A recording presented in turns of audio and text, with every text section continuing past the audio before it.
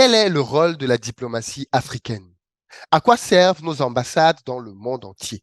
Aujourd'hui, avec Patrick Mbeko, nous allons essayer de répondre à cette question fondamentale. Les ambassades, ce ne sont pas simplement des lieux dans lesquels on délivre des passeports ou des visas, mais ce sont clairement des postes avancés d'autres pays dans les pays qui les reçoivent. Les ambassades sont donc des lieux stratégiques. Quand on regarde les ambassades américaines, par exemple, dans le monde entier, on est toujours impressionné du bon cœur qu'elles représentent. On a du mal à savoir ce qui s'y passe. Et bien évidemment, on sait aujourd'hui que le renseignement américain est reparti partout dans le monde, d'autres affaires de profils que l'on ne soupçonne même pas et qui peuvent être très près de nous sans que l'on ne s'en rende compte. Quel rôle jouent nos ambassades? Est-ce qu'elles jouent réellement le rôle qu'elles devraient jouer? Sinon, pourquoi? Quel est le diagnostic qu'on peut en faire aujourd'hui? J'en parle avec Patrick Mbeko sans aucune forme de complaisance possible. On va aussi revenir sur l'interview que j'ai donnée il y a de cela quelques semaines maintenant à Julien Vandrich, diplomate chargé des relations politiques de l'ambassade de France en Côte d'Ivoire, afin d'analyser là aussi son discours, les éléments qu'il a tenus, pour, contre, quelle analyse on peut en faire, surtout qu'est-ce qu'on peut en tirer et qu'est-ce qu'on peut en apprendre. Cette chronique sera désormais disponible tous les mercredis sur la chaîne Investir au pays. Donc, si vous êtes fan de géopolitique pour comprendre comment le monde fonctionne, je vous invite à me rejoindre avec Patrick Mbeko pour pouvoir, semaine après semaine, aborder différentes thématiques. D'ailleurs, n'hésitez pas dans les commentaires à nous proposer des thèmes que vous souhaiteriez voir abordés tout au long de cette nouvelle chronique. Si vous êtes nouveau ici, n'hésitez pas à vous abonner. On est sur Investir au pays et on parle de business, de mindset, de gestion des finances parce que c'est grâce à tout ça qu'on va développer notre très beau et cher continent. Je ne vous en dis pas plus. Allons rejoindre Patrick.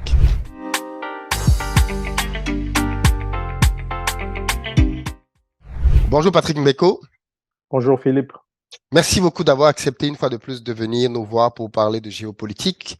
Parce que comme j'aime le rappeler, vouloir faire du business sans comprendre le monde dans lequel on vit est suicidaire. Donc tu es pour moi l'un des tout meilleurs interlocuteurs pour parler, comprendre la géopolitique africaine ainsi que ses enjeux. Et donc je suis très content que tu aies accepté une fois de plus l'invitation. Est-ce que tu peux juste te présenter pour ceux et celles qui ne te connaissent pas encore? Mais comme tu l'as dit, je m'appelle Patrick Mbeko, je suis d'origine congolaise, je vis au Canada et j'ai un parcours universitaire pluridisciplinaire, j'ai touché un peu à tout, les sciences politiques, la communication stratégique, les affaires diplomatiques et stratégiques. Et je suis auteur de plusieurs ouvrages sur les conflits armés en Afrique. Très bien, Patrick. Euh, il y a de cela quelques semaines, j'ai reçu ici Julien Vandrich, qui est diplomate, chargé des relations politiques à l'ambassade de France en Côte d'Ivoire. Interview qui a fait grand bruit. Est-ce que tu as suivi toi-même l'interview? Oui, j'ai suivi l'interview, c'était très intéressant. Justement, qu'est-ce que tu en as pensé de manière globale déjà avant qu'on entre peut-être dans le rôle, parce que c'est de ça dont je veux qu'on parle aujourd'hui, le rôle de la diplomatie africaine.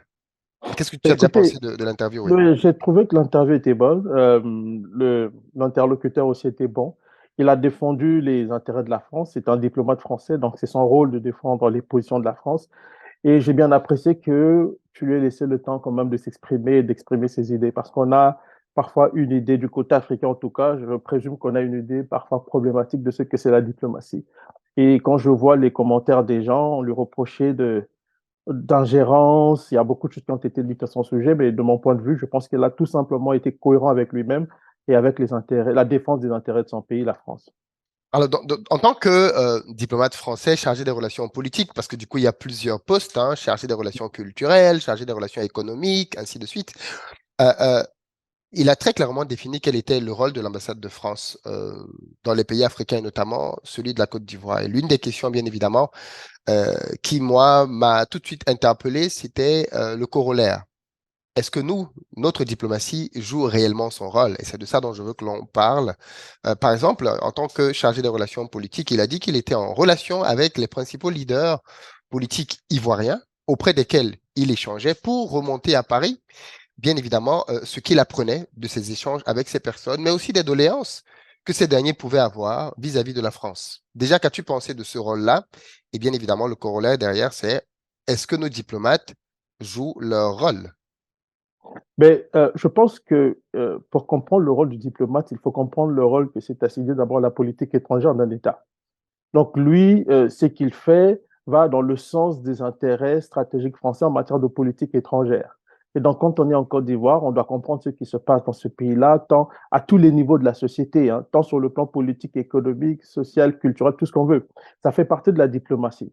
Et donc, lui, quand il va voir ces acteurs-là, il est dans son rôle. Maintenant, est-ce que nous faisons ça? Je n'en sais rien. D'abord, je ne pense pas parce que est-ce que cela rentre dans le cadre de ce que nous définissons, dans les objectifs que nous avons dans le cadre de nos politiques étrangères? C'est la question qu'il faut poser. Parce que le rôle du diplomate est intrinsèquement lié au rôle, à la mission que s'assigne un État en matière de politique étrangère.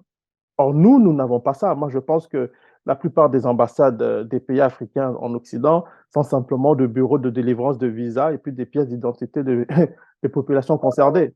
Donc, je ne crois pas à ça et je pense que c'est parce qu'il n'y a pas il n'y a pas de lisibilité, il n'y a pas une stratégie véritablement diplomatique derrière que nous ne faisons rien, en fait. Moi, je ne crois pas du tout.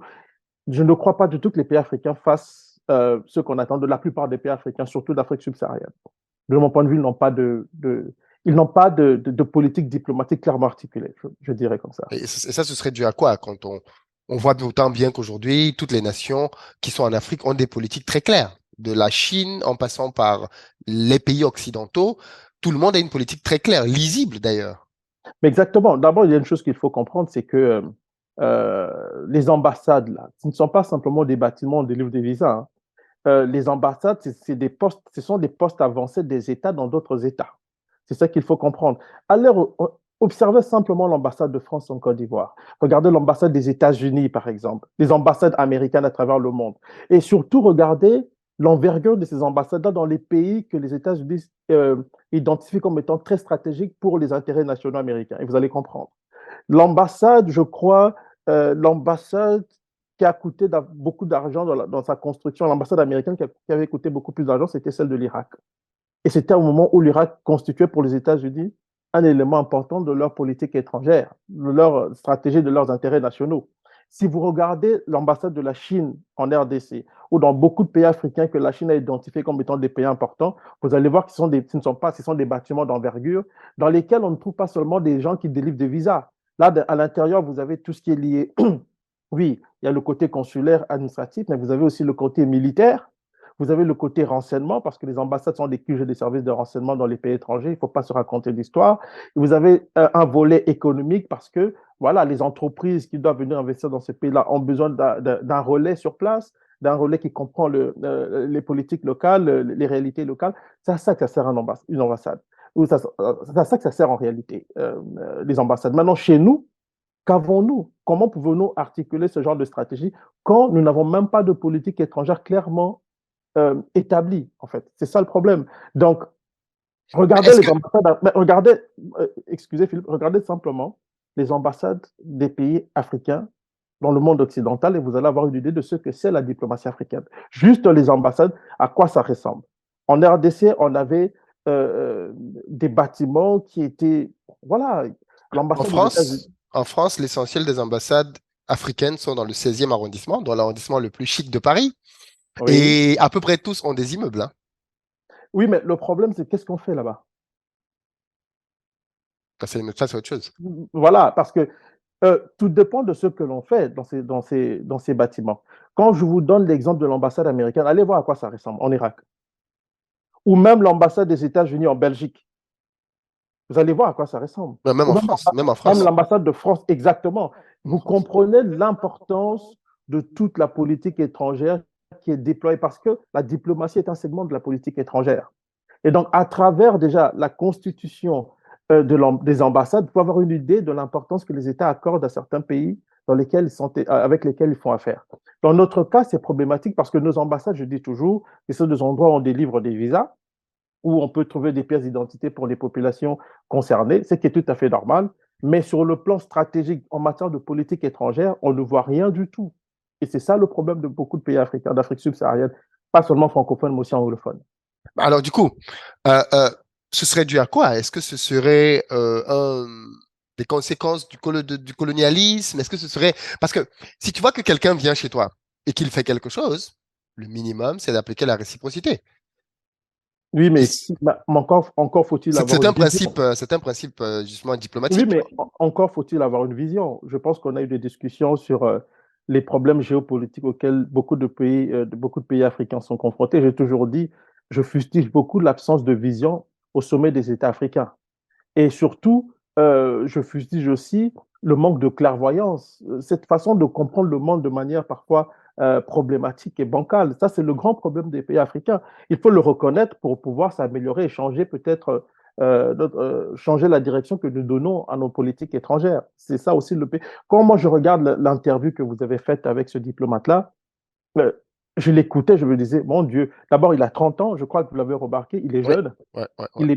Il est assez bien formé. Chaque 4 ans, je crois, il change de pays. 3 ans. Ouais, Chaque ouais. 3 ans, je crois. Et il y a une chose que vous réalisez surtout, c'est qu'ils comprennent, ces gens-là, l'environnement local. Ils ne sont pas là, ils ne sont pas assis en train de se tourner les pouces. Ils vont voir les leaders politiques, ils vont voir les membres de la société civile. Ils ont une compréhension assez poussée des réalités locales, alors que nos diplomates ne font pas ça. Est-ce que nos diplomates comprennent les réalités locales? Par exemple, je prends le cas de la France. Est-ce que nous comprenons les réalités locales de Paris même, pas de la France, de Paris même? Ils ne comprennent pas. Ils sont comme vous et moi, là, comme quand on visite Paris, quand on marche dans Paris. Ils ne savent pas grand-chose, en fait. Pourquoi? Parce que tout ça est lié d'abord à la vision qu'un État a en matière de politique étrangère. Et donc, s'il n'y a pas de vision, s'il y a une absence totale de vision en matière de politique étrangère, ben, il ne faut pas être surpris que sur le plan diplomatique, qu'il n'y ait rien du tout, en fait. Ça va ensemble en réalité. La France a une certaine vision du monde, a une certaine vision de ce que doit être sa politique en Afrique subsaharienne, mais elle articule sa vision-là en fonction de sa politique, de cette politique-là. Et c'est pour ça que quand moi j'ai écouté ce diplomate-là, il était très cohérent avec lui-même. On a beau n'est pas l'apprécier, moi, quand je l'écoute, j'écoute un gars, un monsieur, un homme qui connaît, qui fait son travail, qui défend les intérêts de son pays. On ne peut pas le reprocher, en tout cas. Oui, en tout cas, fondamentalement, il est là pour son activité, effectivement, de diplomate. Alors, les diplomates africains, Oui, euh, tu as parlé tout à l'heure des renseignements. oui, Je pense que tu avais suivi le tollé qu'il y avait eu avec l'assassinat dans l'ambassade d'Arabie Saoudi, Saoudite du oui. journaliste, je sais Adan pas, Khashoggi, voilà, Khashoggi. Khashoggi, voilà, j'ai du mal à prononcer son nom, Khashoggi. Euh, les ambassades sont aussi les lieux, tu l'as dit tout à l'heure, des services de renseignement, parce que est-ce que tu as le sentiment que nos pays font du renseignement à l'extérieur pour autre chose que les opposants politiques, par exemple? Non, justement, heureusement que tu l'as dit, nous, nos services de renseignement sont tournés vers les opposants et pas pour la préservation des intérêts de la sécurité des pays. Ça, c'est une réalité. Quand vous voyez, parce que j'ai dit tantôt que les ambassades sont des postes avancés des États dans d'autres États.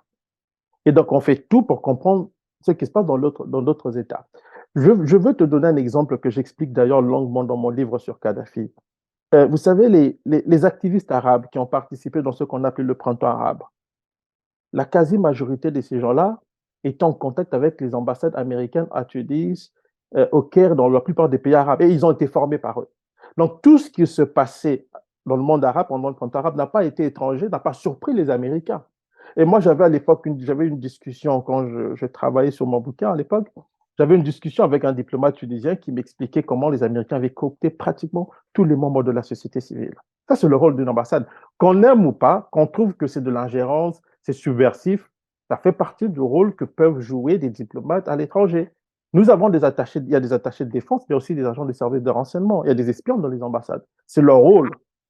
C'est le rôle. Ça fait partie du grand jeu dans les relations internationales, qu'on l'apprécie ou pas. Et dans notre cas, on ne le fait pas parce que nos ambassades, et là c'est un exemple encore, ce que tu viens de dire confirme ce que je dis sur la vision quand certains États africains, c'est qu'on cible les opposants et qu'est-ce qu'on fait? Mais on déploie des moyens pour traquer, pour surveiller ces opposants-là à l'étranger.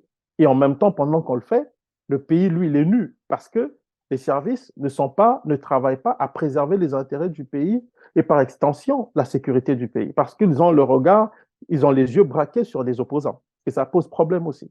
Je ne dis pas que les pays occidentaux ne font pas ça, mais sauf que eux, les services travaillent à la préservation des intérêts des États, de leur pays. Et c'est ça toute la différence entre la diplomatie, les diplomaties occidentales ou même moyen-orientales et les diplomaties africaines. Alors, une diplomatie africaine qui serait davantage, qui fonctionne. Prenons un cas de figure simple, la diplomatie chinoise. Parce que Oui, là, pour le coup, moi, j'ai vu, comme jamais, le diplomate, l'ambassadeur de Chine en France faire le tour des médias pour être interrogé systématiquement sur les positions chinoises en Ukraine, par exemple. Et c'est là que tu vois aussi la puissance d'un ambassadeur, c'est-à-dire que ce monsieur, avec beaucoup de clarté, mais aussi beaucoup de fermeté, défend les positions du gouvernement chinois, les explique déjà pour nuancer avec la propagande qui peut parfois être diffusée sur certains médias ou beaucoup d'inexactitudes qui sont diffusées en disant oui, les Chinois pensent ceci, les Chinois pensent ça. Et quand il le faut, il n'hésite pas à très clairement signifier le fait que l'Occident, par exemple, n'a pas à donner telle leçon de morale ou vouloir dire à la Chine que XYZ. Je trouve qu'il a déjà beaucoup d'assurance. Tu ressens que il parle au nom d'une grande nation. Et par contre, nos ambassadeurs, j'ai jamais vu un ambassadeur africain interviewé dans un grand média français, même quand il y a des crises en Afrique. Est-ce que c'est aussi parce que finalement, euh, même en Occident, on sait que nos ambassadeurs ou nos ambassades ne pèsent pas lourd, qu'il y a un certain mépris? non, mais tu sais, Philippe, les ambassades et les ambassadeurs sont à l'image des États. C'est qu'il faut retenir. Et donc, regardez nos États et regardez aussi nos diplomaties, nos ambassadeurs et nos ambassades. Ça va ensemble, je l'ai dit tantôt. L'ambassadeur de Chine, il faut comprendre d'abord que pendant longtemps, les Chinois étaient très réservés. Mais on tape tellement sur eux, et dans ce monde globalisé, il est important de faire entendre sa voix. Et on observe une diplomatie publique chinoise de plus en plus agressive, où les Chinois n'hésitent pas à défendre leurs intérêts, à, à écumer les plateaux de télé pour défendre leurs intérêts, quitte à attaquer l'Occident chez eux sur leur terrain. Et ça fait partie du rôle que devraient jouer en fait les pays africains, les ambassades africaines dans les pays où ils sont installés pour défendre les intérêts de leur pays. Et vous allez remarquer que quand l'ambassadeur de Chine intervient, à Paris intervient, il n'intervient pas pour parler aux Chinois, il parle à la population française aussi. Et il passe un message de la position de son pays parce que les intérêts de la Chine, il ne s'agit pas seulement de parler des intérêts stratégiques, il y a aussi la perception des opinions publiques. Donc on joue sur tout le terrain. Mais dans notre cas, c'est impossible. Moi, excusez-moi, moi, je n'ai pas vu l'ambassadeur du Mali, par exemple, intervenir sur les chaînes françaises. Il pourrait le demander. Si on le lui refuse, il pourra le faire savoir aujourd'hui. Et je ne vois Alors, pas les... je précise que la France, pour le cas du Mali Ah spécifiquement, de non, non, mémoire, non, il a non, été non, renvoyé, hein. non, ils ont été renvoyés parce qu'il y a tout ça. Mais ce que je veux dire, c'est que avant ça, quand les relations étaient déjà très tendues, il aurait pu le faire. Il ne faut pas seulement privilégier euh, les populations africaines. Dans ce monde mondialisé, globalisé, la conquête de cœur et des esprits doit se faire au niveau international, au niveau mondial. Et c'est à ça aussi que servent parfois les diplomates. Quand le diplomate français passe à ton émission et interview par toi, peut-être à ton initiative, il n'en demeure pas moins qu'il passe aussi le message de la France et aussi il essaie aussi de laver l'image de la France auprès de certains Africains ou même de l'expliquer à certains Africains qui ne comprennent peut-être pas selon eux.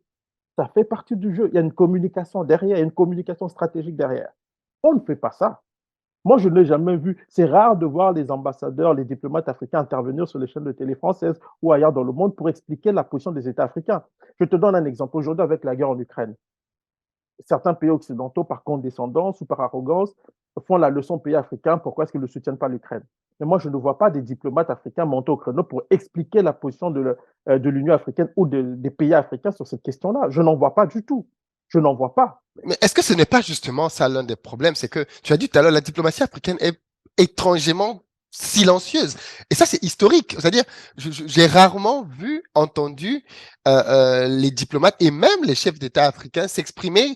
Le dernier qui, je pense, le faisait de manière assez libre, c'était Thomas Sankara. C'est-à-dire, Thomas Sankara pouvait, s'il était vivant aujourd'hui, s'exprimer sur l'Ukraine, s'exprimer sur tous les conflits dans le monde. Il se serait exprimé sur tous les conflits dans le monde. On voit aujourd'hui le président français s'exprimer sur tous les conflits dans le monde parce qu'il considère que son pays est un pays qui a un droit de regard sur tout ce qui se passe dans le monde, même quand la France n'est pas directement impliquée.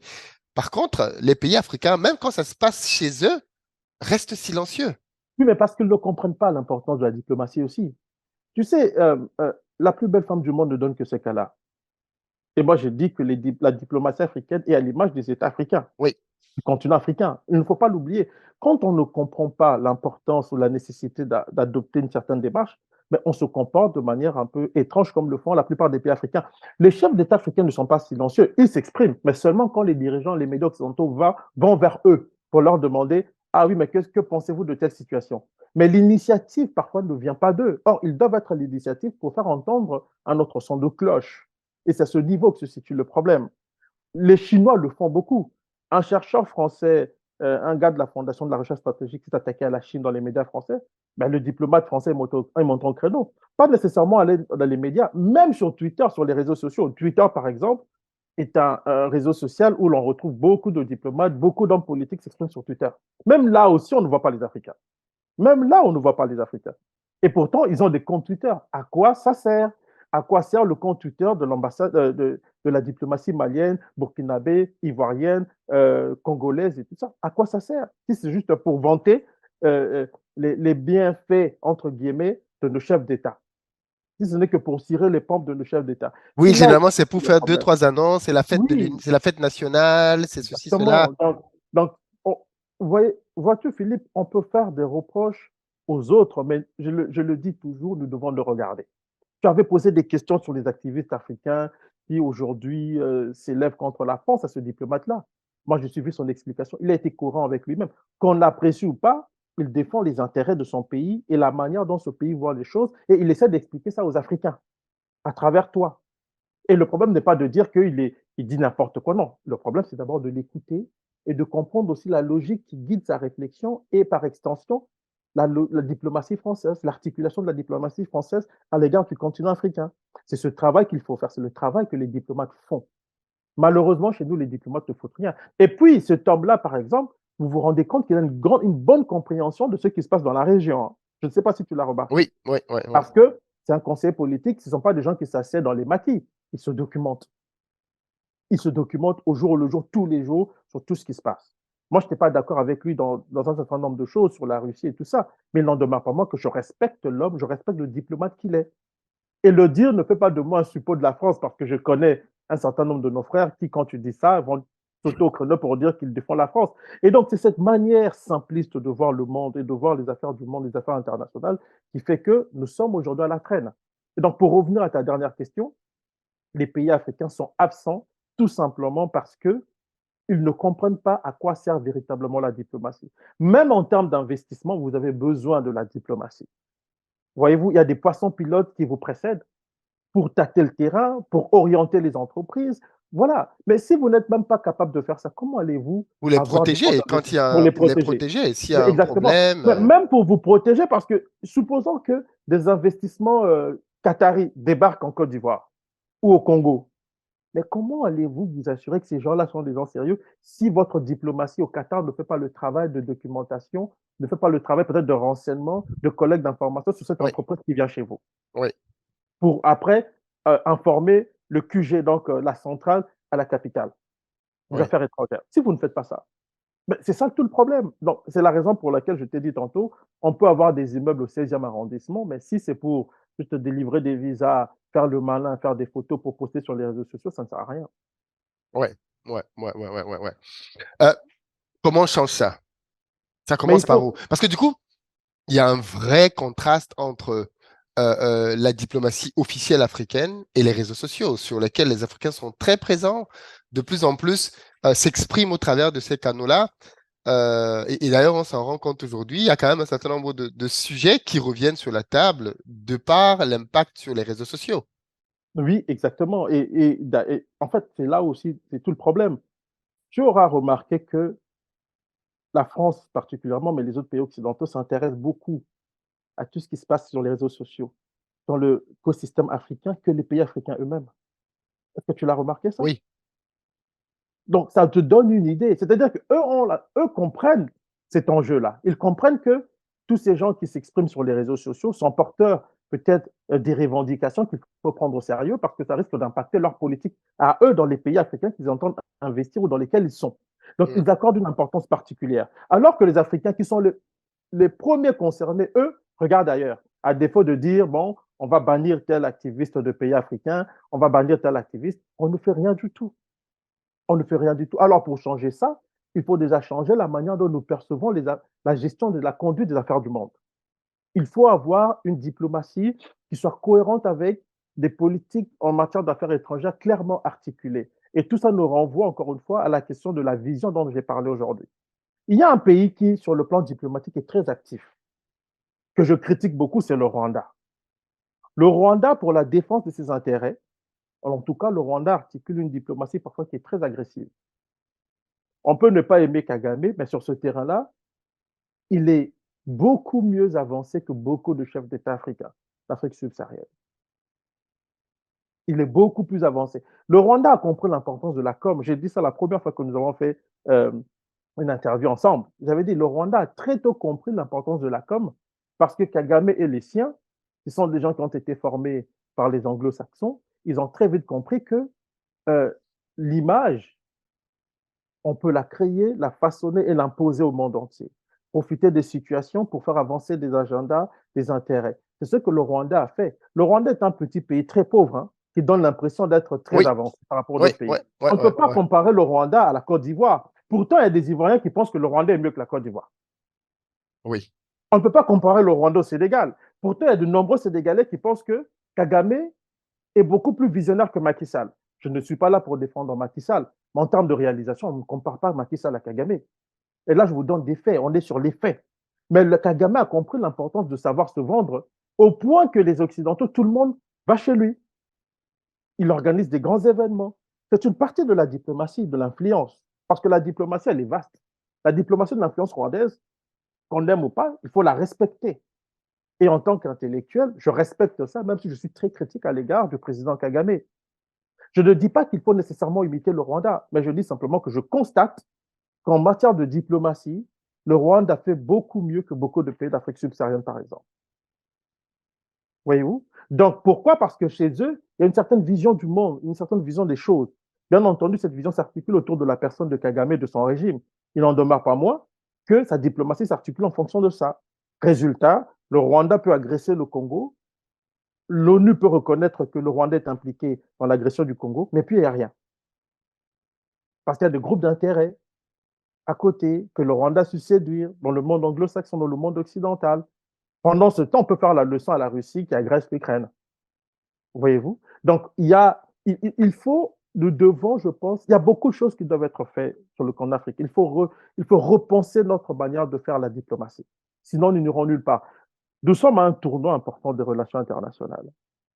Est-ce que tu as réalisé, Philippe, qu'il y a aujourd'hui des sommets Japon-Afrique, États-Unis-Afrique, France-Afrique, Chine-Afrique, Turquie-Afrique, Émirats arabes unis Afrique, tout ça? Mais du côté africain, qu'est-ce qu'il y a? Rien. Bah, ça résume tout. Donc, on peut dire ce qu'on veut, on peut crier l'Afrique souveraine et tout ça. Tant qu'il n'y aura pas d'intelligence dans l'articulation de nos politiques, de notre diplomatie, il n'y aura rien d'autre. Il n'y aura rien d'autre. Quand tu as posé la question à ce diplomate-là sur la suppression de RT France et Sputnik en Europe, il l'a défendu, il a donné des arguments, tout ce que vous voulez. Mais il défend les intérêts de la France et par extension de l'Union européenne. Si on veut un peu de l'Occident, mais beaucoup plus de la France. Même nous, qu'est-ce qu'on fait de notre côté? Je peux te dire que nous sommes actifs, les dirigeants africains sont actifs pour combattre les opposants que pour défendre les intérêts véritablement de leur pays. C'est triste. C'est triste parce Oui, que après, il y a quand même. Est-ce qu'il n'y a pas d'espoir? Il y a quand même est-ce qu'il y a du changement qui s'annonce quand même? Parce qu'aujourd'hui, le, le, le, comment j'ai envie de dire ça? Les pays africains, en tout cas, la population africaine, la jeunesse africaine veut traiter d'égal à égal avec tout le monde. mais c'est une très bonne chose. Et moi, je trouve que il y a de l'espoir parce que euh, il y a, de mon point de vue, d'abord cet aspect que tu as relevé, mais surtout le fait que les Africains sont décomplexés. Il y a une jeunesse africaine qui n'est pas complexée par l'Occident, qui regarde les Occidentaux yeux dans les yeux. Cette jeunesse sait qu'elle peut traiter avec l'Occident sans aucun complexe. Et ça me fait plaisir. Maintenant, il ne faut pas simplement se limiter à être revendicatif. Encore faut-il savoir d'où on vient et où on va et comment faire pour y parvenir. C'est là la vraie question. Et c'est là où je suis parfois un peu sceptique parce qu'il y a beaucoup trop de bruit que de réflexion critique et stratégique sur ce que devait être le continent à l'avenir au regard des enjeux mondiaux actuels. C'est ça un peu qui m'inquiète. Mais je reste quand même optimiste en me disant qu'il y aura des esprits clairvoyants pour nous faire avancer. Pourquoi je le dis aussi, Philippe? Et ça me ramène encore à la question de la diplomatie. Moi, j'ai dit tantôt, moi, j'ai fait des affaires diplomatiques et stratégiques. Et ça m'a permis de comprendre beaucoup de choses, cette formation-là, ici au Canada. Euh, En Chine, dans la plupart des grands pays, on forme des diplomates. On les forme à comprendre les enjeux mondiaux et puis à s'insérer dans cet environnement international pour défendre les intérêts des États. Est-ce que l'Afrique forme des diplomates? Parce qu'on en parle, mais la question, On a des écoles de l'administration, on a des ENA. oui, mais attention, on a des écoles où l'on apprend aux gens à s'occidentaliser intellectuellement et culturellement. Moi, je te parle d'une véritable école de formation, des diplomates qui vont comprendre les enjeux dans une perspective purement africaine pour défendre les intérêts de l'Afrique ailleurs dans le monde. Si moi j'ai fait les sciences politiques, j'ai fait les études politiques appliquées, j'ai fait les relations internationales. Je connais le mode de pensée des gens qui sortent de ces formations-là. Je peux en parler. Je sais que on voit le monde comme pour nous qui sommes formés en Occident. Il faut avoir un esprit critique pour comprendre les choses en dehors du cadre établi. Parce qu'on nous forme quand même, il faut le dire, nous sommes formés pour voir le monde d'une certaine manière. Il ne faut pas se raconter d'histoire. Alors, les plus critiques, ceux qui ont une certaine distance critique, sont capables de faire la différence, de savoir dissocier le bon gré de l'ivraie, entre guillemets, si on veut. Mais ce n'est pas le cas de beaucoup de gens. Parce que la plupart des Africains, dès qu'ils sortent avec un doctorat, une maîtrise en relations internationales, ils pensent que, comme on dit en Côte d'Ivoire, ils sont arrivés. Ils sont arrivés nulle part. Parfois, nous sortons de là, diplômés, mais intellectuellement limités. Et donc, le défi est énorme. Parce que même dans la formation, il faut apprendre aux gens à réfléchir africains en fonction des intérêts de l'Afrique pour pouvoir mieux défendre les intérêts de ce continent-là. Mais si les gens sont formatés, parce que l'école, l'un des rôles de l'école, même si on ne le dit pas officiellement, c'est le formatage des cœurs et des esprits, qu'on ne le veuille pas, surtout en relations internationales. Vous me dites de quelle école des relations internationales vous sortez, je vais vous dire qui vous êtes. Et donc, nous devons en être conscients. Et moi, je le dis parce que je connais ce truc-là. Je le sais. Quand vous voyez des gens passer à la télé, là, des experts qui passent à la télé pour vous parler de la guerre en Ukraine, pourquoi est-ce qu'ils vous disent toujours la même chose, pratiquement eux tous, en France, là? Ils ont passé par le même moule. Ils ont appris à regarder le monde d'une certaine manière. C'est pareil pour nous autres Africains qui sommes passés par les mêmes écoles, à quelques exceptions près. Donc, il faut avoir une certaine distance par rapport à tout ça. Et nous devons former les gens véritablement en fonction des intérêts du continent africain. C'est ça qui est important. Mais nous ne formons pas. Et ceux qui sont formés, pour la plupart du temps, sont conditionnés, sont formatés. Et donc, ils deviennent parfois un problème pour leur propre pays d'origine. Parce qu'ils sont formés pour travailler dans une perspective qui ne rencontre pas nécessairement les intérêts de leur pays d'origine. Et donc, le défi, il est important. Le défi, il est important. Donc, Hmm. tu vois que là, sur le plan diplomatique, là, moi, en tout cas, je te dis, hein, j'ai bien apprécié l'interview que tu as faite avec ce monsieur-là. C'est très instructif et ça permet de voir un peu comment la France articule sa stratégie sur le continent, quoi. Donc, on constate aussi quand même, c'est qu'il y a un vrai renouvellement de la diplomatie française. Il est jeune, il a 30 ans, comment j'appelle ça? Il est métis. Parce qu'il est Voilà, c'est ça d'origine, que, en fait, ça c'est un point très important. très important. Et Ouais. parce que c'est un point qu'on ignore. Alors, moi, je vois, il y a des Africains qui vont dire, oui, mais c'est un vendu. Non, c'est pas un vendu. C'est quelqu'un qui a fait le choix de travailler pour la diplomatie française. Point barre. Moi, je suis Canadien d'origine. Et je veux un peu choquer certains Africains. Le Congo, qui est mon pays d'origine, ne m'a pas formé, c'est le Canada qui m'a formé. On va se dire des vérités parfois qui vont choquer. C'est le Canada qui m'a formé, ça ne veut pas dire que je n'aime pas le Congo, j'adore mon pays d'origine. Et ça ne veut pas dire que parce que j'adore le Congo, je déteste le Canada. Oui, Je bien peux être sûr. Bien critique, sûr, bien sûr, bien sûr. je peux être critique à l'égard de la politique canadienne, j'ai écrit des livres là-dessus, ça ne veut pas dire que je déteste le Canada. Et si je décide de travailler pour les intérêts canadiens, je défendrai les intérêts du Canada. Je ne dis pas que je vais le défendre en détriment du continent ou des pays africains. Il faut qu'on se comprenne. Oui. Il faut comprendre les principes qui guident certaines actions. Il y a des gens, pourquoi est-ce qu'on intègre aujourd'hui des jeunes Africains dans la diplomatie et tout ça? parce qu'on comprend le monde dans lequel on est et on comprend aussi les sensibilités. Et l'une des choses qu'on apprend en diplomatie, que nous avons appris en diplomatie, par exemple, c'est que on peut utiliser les diasporas. Quand le Canada prend position par rapport à la guerre en Ukraine, ce n'est pas seulement parce que nous sommes membres de l'OTAN, mais c'est aussi parce que nous sommes conscients qu'il y a une diaspora ukrainienne ici qui est très importante, qui est très influente et qui influence la politique étrangère du Canada. Hmm. L'ancienne vice-première ministre du Canada, Mme Freeland, qui est notre ministre des Finances aujourd'hui, elle est d'origine ukrainienne. Vous allez aux États-Unis, vous avez les Nuland et tout ça qui sont au cœur du pouvoir américain, qui sont d'origine ukrainienne. Est-ce que ce sont des vendus? Ils travaillent pour les intérêts des États-Unis, mais ça ne leur empêche pas d'adopter des positions de principe sur la question ukrainienne, par exemple. Est-ce que les Africains ne peuvent pas faire ça? Si vous avez cette discussion-là au niveau africain, vous allez voir qu'il y a des gens qui vont traiter ces Africains qui travaillent pour la France de vendus et tout ça, au lieu de dire, ben, si nous sommes des frères, est-ce que nous pouvons nous asseoir et peut-être discuter pour voir si nous voyons les choses de la même manière? Tout est question de pragmatisme. On ne le fait pas. Les Rwandais qui sont aujourd'hui dans les institutions canadiennes, françaises, belges et tout ça, travaillent aussi pour les intérêts du Rwanda, je vous le dis. Et je vous le dis en connaissance de cause. Les Tutsis qui sont au cœur de ce système-là. Donc, ça veut dire qu'il y a une discussion à avoir au niveau africain. Moi, quand j'ai vu ce jeune-là, métis, il a dit qu'un de ses parents est burundais. Oui. J'ai compris. La France a compris qu'elle ne peut pas se déployer en Afrique sans mettre en avant des Africains qui ont des sensibilités peut-être un peu différentes des sensibilités de certains Blancs.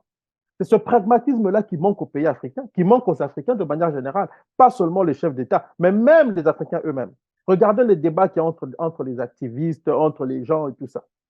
Soit on est avec eux, soit on n'est pas avec eux. Soit on est vendu, soit on n'est pas vendu. Donc on est dans une vision binaire du monde que nous reprochons justement sur le même Occident. Alors, sur le plan diplomatique, pour revenir à notre discussion, on peut profiter de la position de certains Africains dans les pays occidentaux où ils sont implantés pour avoir une discussion franche et pour comprendre aussi comment est-ce que se déplace la politique de certains pays.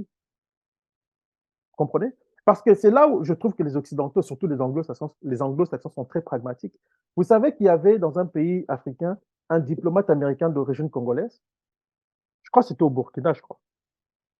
L'ambassadeur était d'origine congolaise. Ouais. Il faut comprendre ces subtilités-là. Toutes ces choses-là, il faut les comprendre. Il ne faut pas se contenter d'approximations dans des réflexions stratégiques ou dans des réflexions qui concernent l'avenir des millions de gens. Et ici, on parle du continent africain, des États africains. Merci Patrick Au plaisir, d'avoir pris Philippe. le temps de venir pour qu'on puisse échanger là-dessus.